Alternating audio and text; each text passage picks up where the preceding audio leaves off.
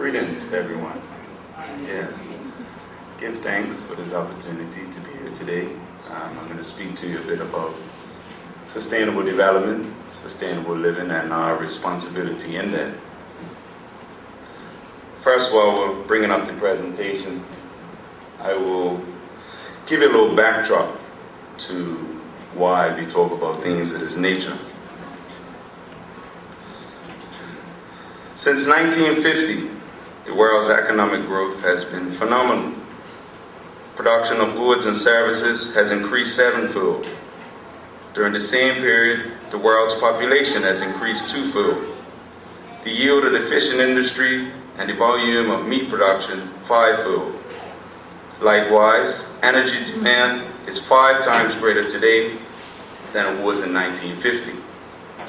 Consumption of oil, half which goes to fuel the transport industry, is 7 times greater. And emissions of carbon dioxide, the greenhouse gas principally responsible for climate change, 4 times greater. Since 1900, there has been a 6-fold increase in the human consumption of fresh water, most which is used for agricultural purposes. 1/5 of the planet's population lives in industrialized countries amidst modes of production and consumption that are excessive and polluting. The consequence is a steady deterioration of the Earth's ecosystem, which today is stressed to the limit.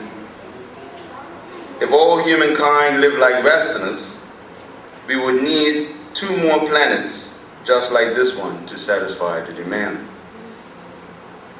Nevertheless, there are ways to improve the living conditions of today's majority whilst preserving the world's natural resources for coming generations.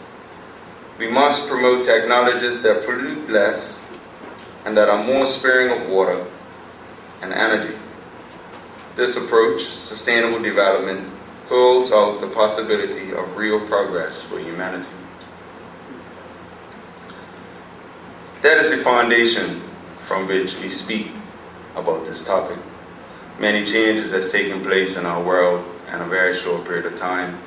Today, we have generations that are totally unawares of how we lived merely 50 years ago. We take a lot of things for granted. We assume, we tend to be very short-sighted in our development, even the development of our technology. We think about now, we stress convenience, despite the fact that we will commonly hear the term that convenience kills. What does that mean, really? How is that affecting us? What role are we playing in putting forth behaviors and attitudes that are leading to the steady deterioration of our own environment?